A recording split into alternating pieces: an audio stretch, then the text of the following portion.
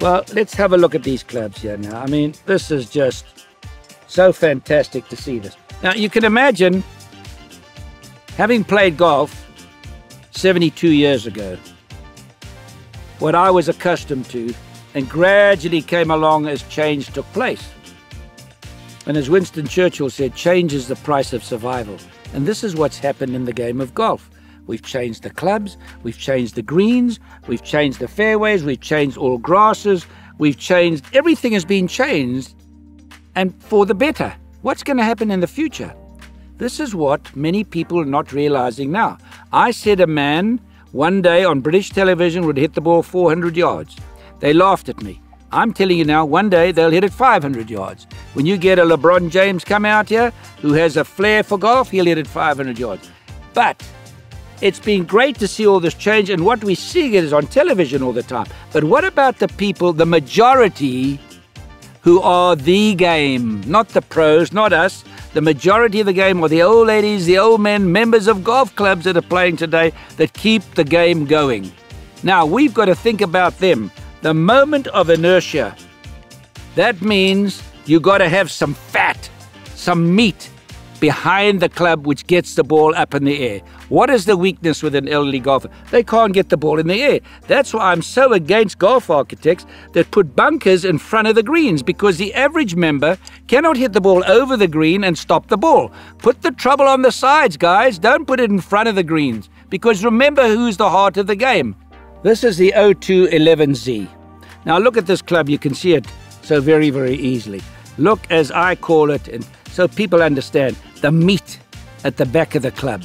So much weight here that enables you to get the ball up in the air. And when you're an elderly person, how when you hit it, you can really feel it come off the club, which is so important. You never thought you'd get to between 70 and 90 and be able to hit a ball and say, gee, that felt good.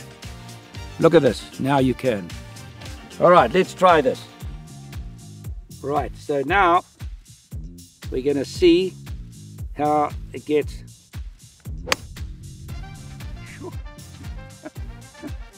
What a feel. That went so straight I had to lean over sideways to see the flag. Look at this now. You don't have to hit hard. You just stand there and take a normal swing. Look at the height on that. Never in my prime could I stand there and hit the ball as high as I can with this club. And neither did I in my prime be able to take these little rescue clubs. The first club I have in my bag is a 6-iron. The rest are rescue clubs. Just amazing how you can play them out of the bunker. You can play them out of a divot.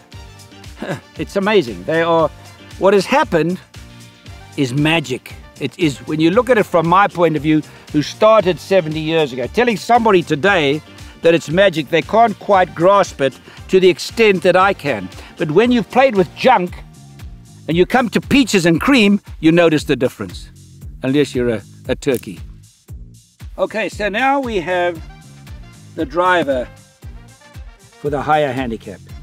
The MOI, right there, we can take that out, that little screw, and we can put a heavier one in there if we like, to make the ball get up higher. You also can adjust the loft right here if you want to, if you're hitting it too high or too low as well. So you've got two things that can help you.